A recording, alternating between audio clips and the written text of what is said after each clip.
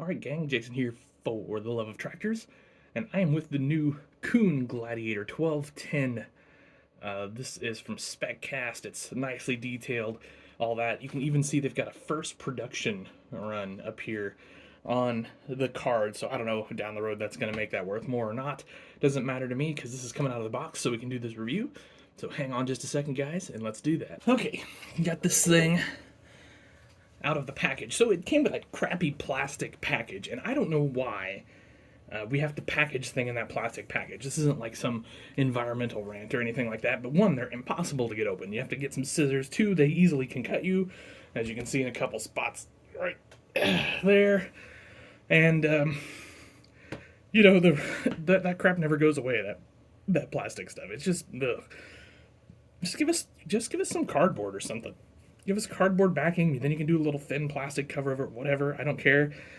But oh my gosh, the plastic packaging's got to go. It's just a headache, is what it is. Now, first thing you're gonna notice, or at least the first thing I'm gonna notice, we got some parts that fell off here, and I have heard from several others that have opened these up that is pretty common, and I'm gonna be honest and be a little critical here of SpecCast. That's pretty common from them in general.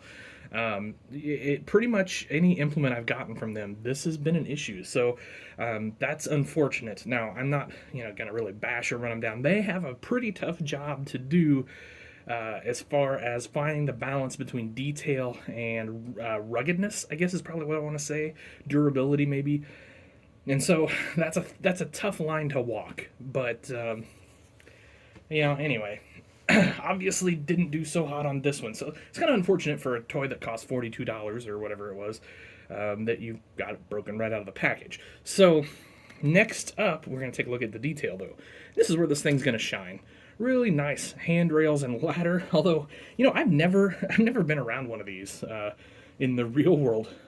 Does this ladder go down farther? Does this extend down in the real world? Or are you just supposed to, I don't know, pull up yourself to that or something? I don't know. That seems, quite honestly, very tricky to me. Here, these guys are to scale. This guy's a 6-foot guy. So is that how the real one is? How are you getting up there? I know I can't climb up there.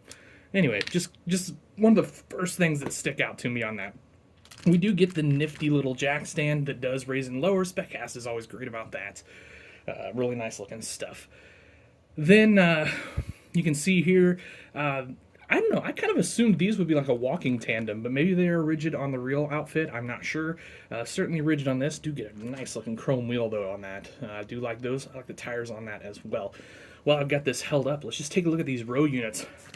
Sorry guys, a little shaky. You guys know I've been dealing with some things, and shakiness is unfortunately part of it, so I apologize if that's a little shaky for you. These row units look excellent though. They really do. Really nice looking. I'm not sure which one has fallen apart on me just yet, but it's in here somewhere. So anyway, got a little repair to do, obviously, but great. All these are individual parts. You can see that rolls.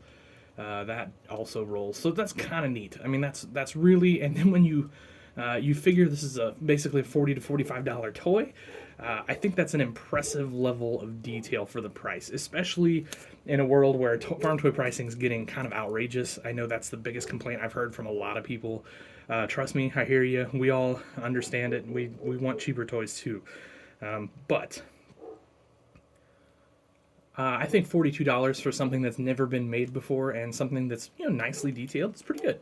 Now this folds like so. Now, I believe, and boy, this is stiff, so I'm not going to try it. I believe the real one folds forward, right? I think this also comes forward, which means this raises up. You can see it's got the cylinders here for it in several spots, actually, but I don't want to force it because I don't know that those cylinders are actually made to fold forward like that. I apologize for getting my hand in the way there. I'm just trying to see if that's feasible. And like I said, if it is, you've got to really want to brave it. And like I said, as fragile as this is, I do not want to break this thing. So here's what it looks like in transport mode. So, pretty neat. I think if it did fold forward, that would be the cat's meow, if you will. I think that would be super cool.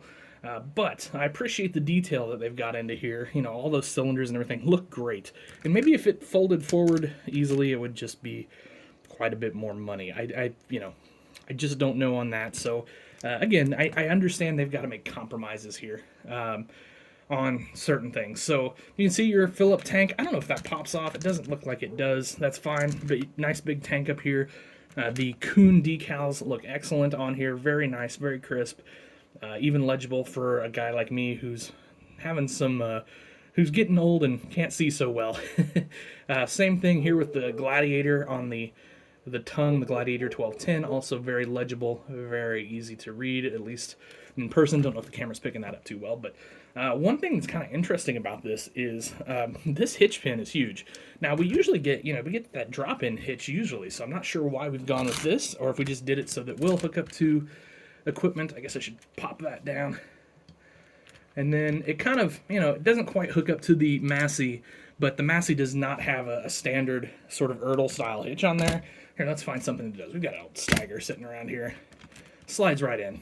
Now, it's a little back heavy with the way it folds, but it does slide right into that. So that's nice. It's got a neat looking outfit right there, isn't it? I don't know if that's enough horsepower to pull one of these or not. I have just about zero real life experience with one of these.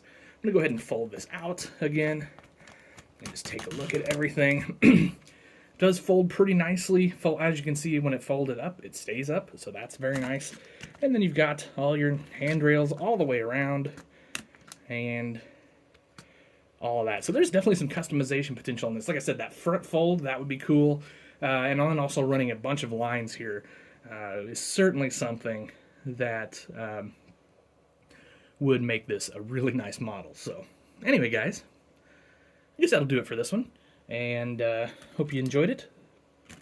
Love that we're getting more short line equipment from Kuhn and others as well. So that's awesome. Please keep doing that. I know I was a little critical on some of the build quality here, but we do appreciate the effort in making this a nice looking outfit and getting the short line equipment out there. So, all right, guys, gonna do it for me.